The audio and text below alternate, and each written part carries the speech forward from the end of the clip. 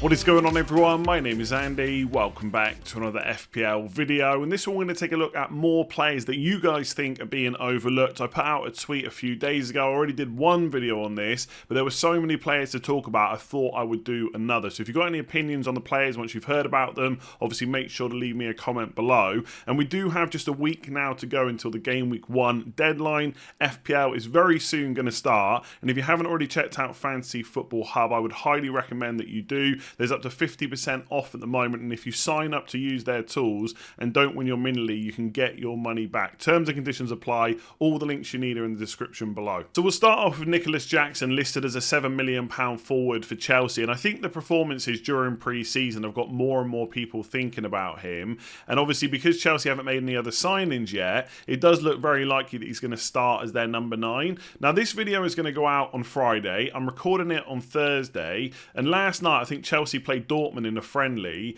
and Nkunku went off injured. Now we don't know how bad that injury is. We don't even know if he's going to miss Game Week 1 or not yet, but obviously if he does miss Game Week 1 and the start of the season, then Jackson's minutes would surely go up. And there's also the penalty situation to consider as well, because we don't know who is first choice penalty taker for Chelsea. Lots of us are assuming it's Nkunku, but if he's not on the pitch, then you've got the likes of Reece James, Sterling, or possibly even Jackson himself. So those things all look pretty good. He's only 7 million as well, so compared to other forwards, that's a pretty good price, because for most of them, you need to go to 7.5 or even 8 million to get a decent one. Anyone below has slight risks, and we're going to talk about one of them later on as well. If I'm looking at downsides for Jackson, if Nkunku's missing out, I don't think that's a good thing for Chelsea. A lot of people are already worried about how they'll perform given how poor they were last year. I'm ready to back them because I think Pochettino's a great manager. They got really good fixtures. But if you take Nkunku out of that team, I don't think that's a good thing. So that would make me a little bit more worried. And if he is fit and available, I think for 0.5 million more, he's the better option anyway.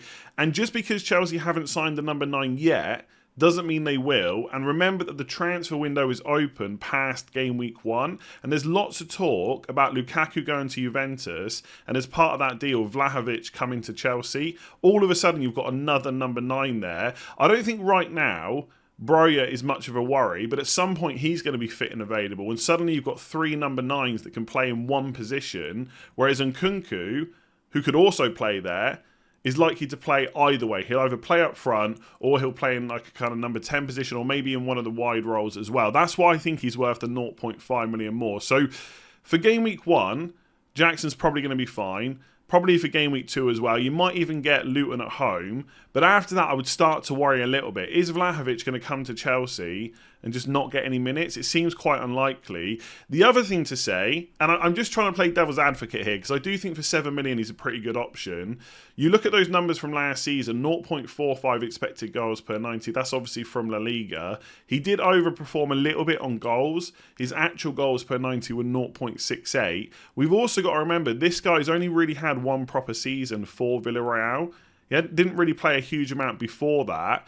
So coming into a new league, new team, how will he adjust to that? He's done well during pre-season. That doesn't always translate into Premier League games. So if forwards keep dropping as they have been, like Jesus got injured and Nkunku's possibly going to be out as well, then for 7 million as an early punt, I quite like it. But I'm not sure if he's going to be a great long-term option. I think that still remains to be seen. So next up is Kieran Trippier, and I find him really interesting because if you go and look at drafts on YouTube and on Twitter, you'll barely see him in any squads whatsoever, and he's not really being talked about either, yet he's owned by 35.1% of all FPL managers. Now, early on in pre-season, you do get a lot of auto-pick squads, but right now, we're a week out from the Game Week 1 deadline. There's over 3.5 million people signed up. I think he's just generally going to be quite a highly owned pick that most of us are just ignoring. Now, for what it's worth, I do think he's worth overlooking for Game Week 1, mostly because of those fixtures between Game Weeks 2 and 4, where they've got Man City away, Liverpool at home, and Brighton away. I just don't see Newcastle getting a clean sheet in any of those games. And I know he's nailed on, and I know his attacking threat is good, and they haven't yet signed a backup for him. There was talk about Livramento, for example, but I still don't think those fixtures are good enough to probably start with him in our Game Week 1 squads, unless you're someone that's going to go without the likes of Salah and Trent and really wants to spread that money around, because in Game Week 1 he's a really good pick. I know Aston Villa is a decent attacking team, but the Newcastle defence was great last year, so I wouldn't mind playing him that week. But for the next 3, just doesn't look great. The one thing I would say, people are also overlooking how they're going to get him in, because from game week 5 onwards, he's going to be one of the best defensive options. And if you've got money to go around, you should be thinking about who's going to get sacrificed. And one thing that I thought was interesting is Fantasy Football Hub have a points prediction for all their players, and you can change it over certain game weeks and stuff like that. And obviously, if you want to try it out for yourself, there's up to 50% off. So check that link in the description. But if I go to defenders only, and I go for the first 8 game weeks, Trippier actually comes out as the 3rd best option from now until game week 8. The only 2 players ahead of him are Trent, which is understandable. He's usually the best FPL defender, and John Stones because of the fixtures Man City have got. But if you're looking for nailed on and great attacking threat, then it is probably Trippier. Now, I don't think this means you should necessarily start with him, but it does kind of re-emphasise that we should be looking at how we can get him in for game week 5, because the fixtures for Newcastle at that point are really good. So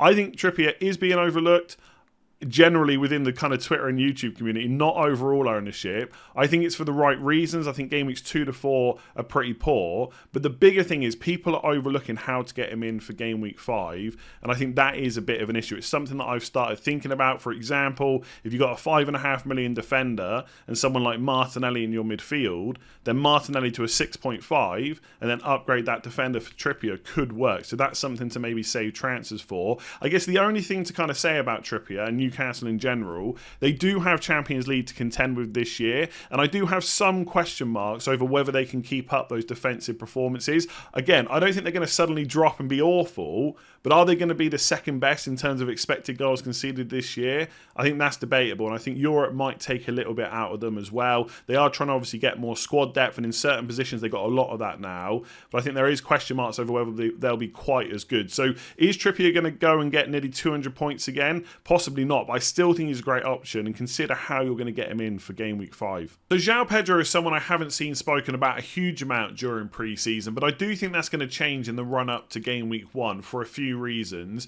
One is the injury to Gabriel Jesus. Now, I know not everybody owned him, but he was quite popular. I had him in my draft, and one of the reasons I liked him is because I felt the combination of him and a 6.5 million midfielder was better than having Martinelli and a 6.5 million forward. But obviously with Jesus not available for a few weeks, he's now no longer an option, and unless Nketiah is next in line for that number 9 position, which we may well see in the Community Shield on Sunday, then if I want to stick to that second Arsenal attacker, I've got to go to midfield instead and buy a Martinelli or an Odegaard, which means I might need a cheap forward. And for 6.5 million, I'm not that interested in the options. Maybe a Calvert-Lewin if he's fit, or a Wissa for 6 million. But if not, next up is probably João Pedro. There's also Morris at Luton, but he blanks in game week 2. And one of the nice things about Brighton is obviously they've got Luton for that opening game of the season, which could be heavy in terms of goals. The other reason that I might now start looking a bit more at João Pedro is because Undav has been loaned out from Brighton, so that's one less player that plays in a similar position that João Pedro would play in.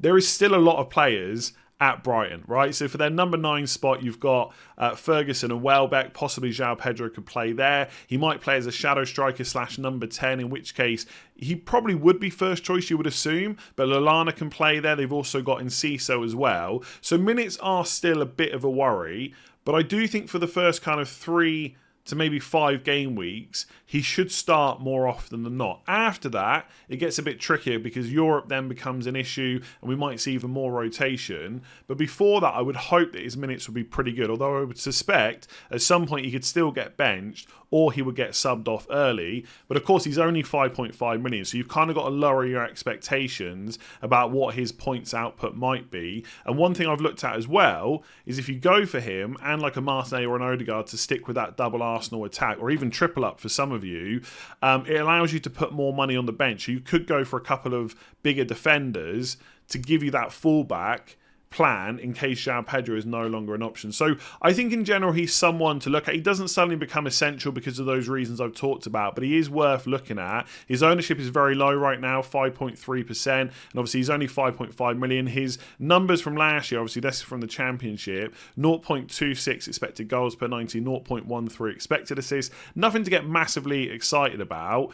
But you would assume he's someone that could improve in that Brighton side because they're so good, especially in attack. So 5.5 million has been overlooked up until this point. I think that changes slightly until we get to game week 1. But I still don't think he's going to be massively owned because I think people want more solid choices that are definitely going to start for kind of 80 to 90 minutes most weeks. So with that injury to Gabriel Jesus, which I will talk about a little bit more over the next few days in terms of what it does to drafts and stuff like that, people have begun looking at other forwards in and around the same price. And obviously Newcastle have two. They've got Callum Wilson at 8 million and Isak at 7.5. Now previously I've said I would probably avoid both due to the fixtures, but to be fair, they're not quite as bad for a forward as they are for a defender. So okay, Man City away in game week 2 is not ideal for any team at any position, but Liverpool at home, Brighton away in game weeks 3 and 4, I don't think attackers would be too worried about those fixtures, and we know that Newcastle are a pretty decent attacking team.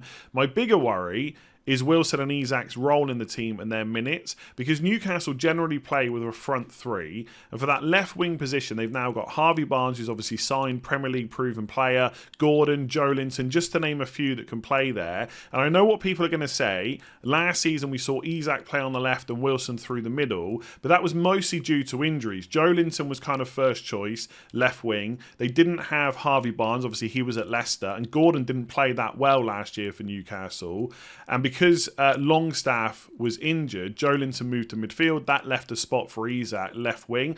I don't think that's a position he's going to play very often unless Eddie Howe is kind of forced into it. So that means with Almiron or someone like that on the right, there's only one spot for Wilson or Isak. Now, personally, I still think Isak is ahead of Wilson in the pecking order.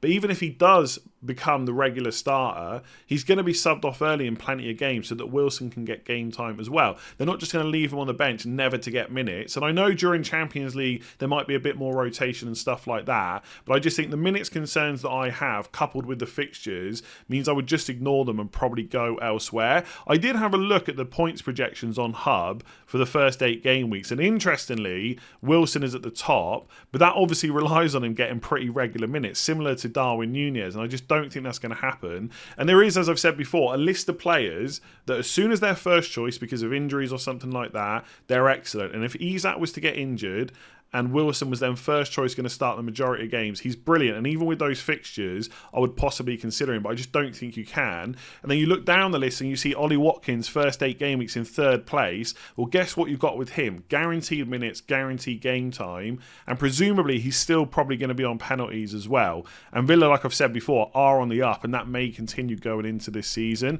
So I just don't think you can justify going for Isak and Wilson. And even if you, one of the cool things you can do on this tool is change the game week ranges really easily. Even if you went a bit more short term and look first 4 matches, that obviously makes Newcastle worse because then you've got that Man City, Liverpool and Brighton games, and it probably brings players like Nicolas Jackson into play instead, because Chelsea's fixtures, especially game week 2 onwards, are pretty decent. So they are being overlooked. Isak's currently owned by 12.5% of overall managers. I think it's right. I just won't go there, I don't think, unless there's an injury or unless we see one of them just get permanently benched, which I just don't think is going to happen at all. All right, let's talk about Richarlison. Now, to be fair, people are right to overlook him at the moment because as it stands, Kane is still at Spurs. So you'd imagine the front 3 would be Son, Kane and Kulusevski. And just like last season, Richarlison probably wouldn't get a huge amount of minutes. But we've all seen the reports linking Kane to Bayern Munich. And if that happens before game week 1, it then unlocks Richarlison as a genuine FPL option. Obviously, if Kane is still there by the time we get to that game week 1 deadline, I would just ignore Richarlison. But a few people wanted me to talk about him, so that's what I'm going to do, and I'm going to assume that Kane is gone. Now, if you sell a player like Harry Kane, you obviously get a lot of money. You can reinvest that into the club, but it's almost impossible to directly replace him. And I don't think they're going to go out and try and sign an elite striker. More likely to go for a young player or possibly just add to squad depth overall. And they've got 2 ready-made players in Son and Richarlison that can play number 9. And if they need cover on the left, they've got Solomon as well. So if Kane leaves, I think Richarlison gets a chance in that number 9 role.